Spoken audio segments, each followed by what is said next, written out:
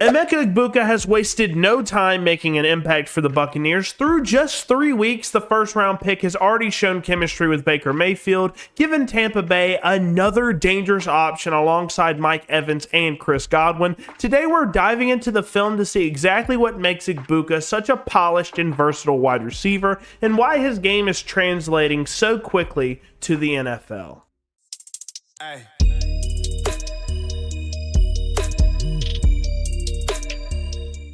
All right, guys, before we get into this first play from Emeka Egbuka, I want to give you guys a brief breakdown of him as a player if you guys aren't super familiar with his game. So at 6'1", 202 pounds, this Ohio State alumni was killing it throughout college, multiple seasons of over 1,000 yards and 10-plus touchdowns, and he was playing behind some super talented players like JSN and Jeremiah Smith. So in 2022, 1,000 yards and 10 touchdowns with JSN there, and then in 2024, 1,000 yards and 10 touchdowns with Jeremiah Smith, one of the most productive college football wide receivers of last year, and yet he still produced heavily. And the Buccaneers clearly believed in the film, and I don't blame them at all. They took him with the 19th overall pick, and he's been killing it in the NFL thus far. He leads the Buccaneers in yards and touchdowns right now. Yes, Godwin is out. Evans is a little bit beat up as well, but Egbuka has just been killing it, and you'll see that all over the film. And if I had to describe Emeka Egbuka in 3 words,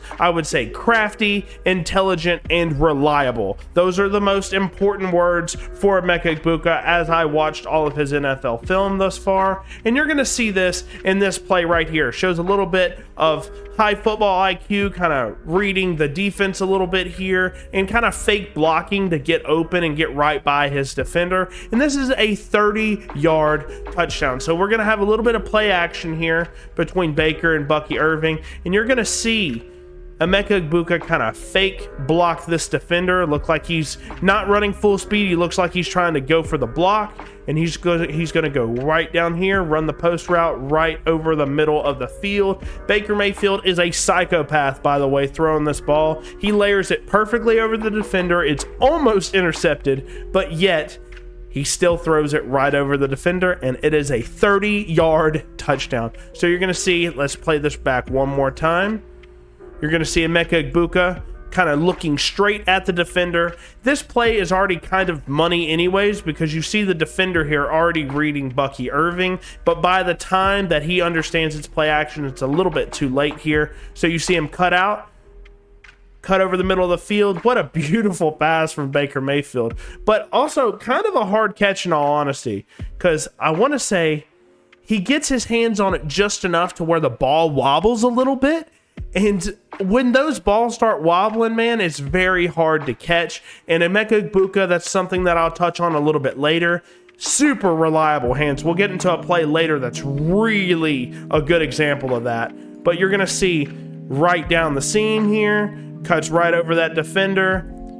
Boom. 30-yard touchdown right in the bucket from Baker Mayfield. What a beautiful pass. He's a psychopath for throwing that, but he just has eyes glued on Emeka Egbuka over the first 3 weeks of the season.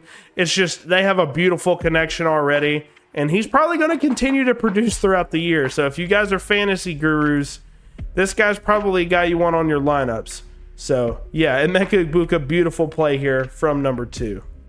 If you guys watched any highlights over this past weekend, you know exactly what play this is. It is a 30-yard one-handed snag versus one of the better press cover corners in the NFL. I know a lot of people want to call him overrated, but Sauce Gardner, he's a very big, physical press man corner, very good in man-to-man situations. He was phenomenal at Cincinnati, and he's been phenomenal throughout his time in the NFL. But you're going to see something, this is a very important thing that you want to look at in terms of receivers, especially in college, is their ability to beat press man, especially versus some of these alpha man-to-man corners. And you're going to see Emeka Egbuka, he's basically running a go route here, and the most important part about this route is he doesn't get bullied at all. Sauce Gardner doesn't keep him off his route. He just keeps going and fighting through this kind of physical press man coverage from Sauce Gardner. And Emeka just gets just enough separation when Baker throws this ball to actually beat Sauce for a 30-yard gain. So you're going to see outside release go from Emeka Egbuka, keeping his hands away, hand fighting him the whole way down. And oh my goodness, Emeka, what in the world? That is a phenomenal catch, by the way. But he's using that left hand. I know you can't see it super well, but Sauce is trying to keep the hands on him to kind of keep this rhythm away from Baker Mayfield, get the timing off. And you're seeing he's trying to keep those hands on him, but Emeka's just pushing him away with that left hand. Hand fighting, keeping those meaty hands off of him. And then you see the ball's up. Sauce, he can't turn his head around to see the ball. Emeka tracks the ball beautifully. That is a phenomenal grab there. And then steps out of bounds. So there's one thing that I do kind of respect about Emeka Egbuka as I'll play this play one more time, full speed.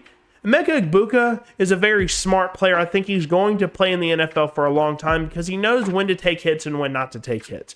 He's kind of reminds me of Tyler Lockett in a way, not to a fault to where he's not going to get extra yardage when he can, but he does fall down and avoid contact when he can, and I think that's going to preserve his career for a long time by him doing that. So he just, smart player, steps out of bounds, takes the 30-yard gain.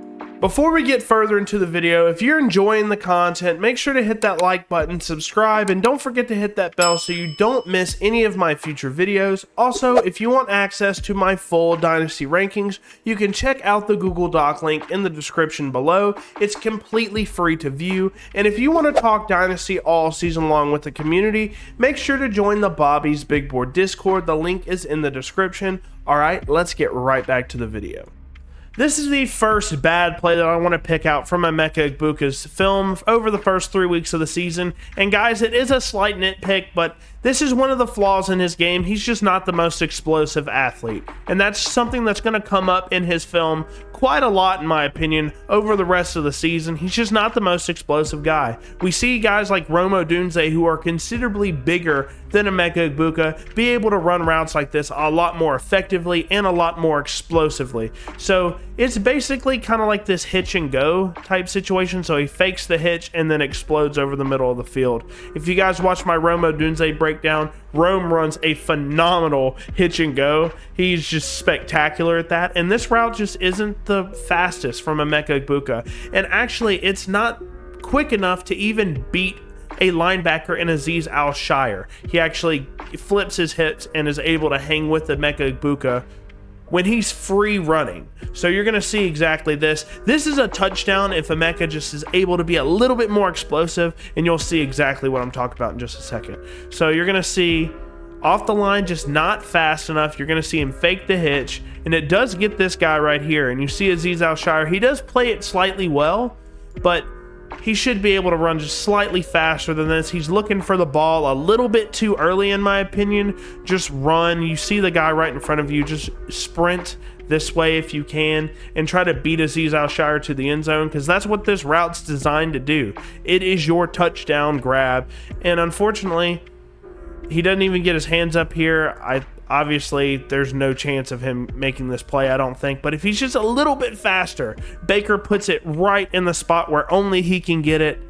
And he just ends up, not really finding the ball here. I think this is an easy touchdown if Emeka Egbuka is just a little bit, just slightly more explosive.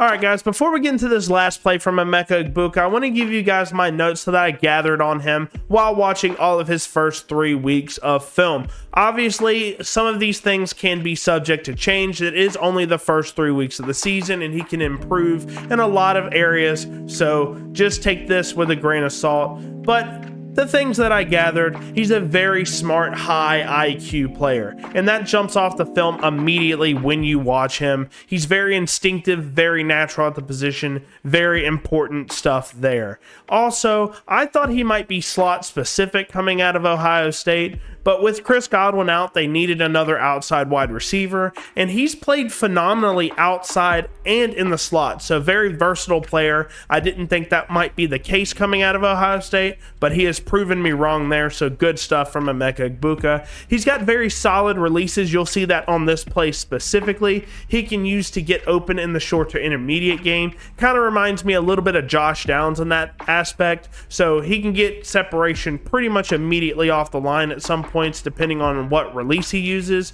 And he's got exceptional hands. You saw that in the one-handed snag, but there's other times he's not the biggest receiver, but there's other times where he can just high point the football and come down with it, and in very impressive circumstances. So very important stuff. He's only got, I think, one drop on the year. We'll be going over that right now, but very good ball skills. Had no complaints over that. And he can beat press man coverage as well. That's a very important aspect of his game. So you can't just beat him with a bigger corner pressed up on him like Christian Gonzalez or Sauce Gardner or something like that. Now, some of the negatives, he's not the most explosive. He looks slightly slow on film at times. Now, that is partially because he's waiting on routes to develop so he can kind of find the soft spot in the zone. I get that, but there's other times where he's man on man and he just doesn't generate a lot of separation, especially deep down the field.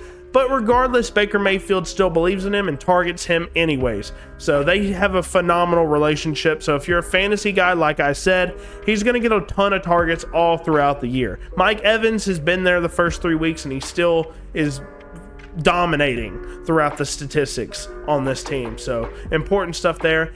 And I'll say it again, not a lot of separation on film, unless it's a short in-breaking route or like a slant or an in route, something like that. He just doesn't generate a lot of separation. Now, I had the same knock with Nico Collins, but if you have phenomenal ball skills and exceptional hands, it doesn't matter. So not too much of a concern, but he doesn't generate a ton of separation on film, at least not yet. And then his yak ability is very underwhelming. I mean, that's probably the biggest flag with him. He is not a yak guy whatsoever. I know the Buccaneers try to use him on screens and things like that, and he'll fall forward for extra yardage sometimes, but making guys miss is not what he does well at all. That's probably the biggest flaw in his game, in my opinion. But let's go ahead and move on to what this play is. So it is a drop, but there are some positives that come with it as well. So you're going to see him shake a little bit and then break in on this in route. And this is 3rd and 9. Down and distance is very important here. And he generates just enough separation, I think, to get this first down, I think. But unfortunately, Baker puts it right on his numbers, but he just can't bring this in. You see the separation, and I think he's fast enough to be able to get this first down maybe. He does have to break this little shoestring tackle, but he just lets it fall right out of his hands, unfortunately. That is something that's very irregular with Emeka Egbuka, so this isn't a big, oh, he drops the football all the time. I think this is his only drop on the year, but it is 3rd and 9, and this is a big time to show up and get this first down versus the Jets. This was a tight football game as well, and you just got to bring that in if you can, and unfortunately he didn't. But outside of that, I think his hands are phenomenal. Just this play wasn't the best showcase of that. And that is my breakdown on Emeka Egbuka. You can already see how his route running and reliability are giving Baker Mayfield a trusted target early on in his career. If this is what it looks like through 3 weeks, the Bucs may have found a long-term superstar. Drop your thoughts in the comments below. Is Egbuka the real deal for Tampa? Thank you guys for watching, and I will catch you guys in the next one. Hey.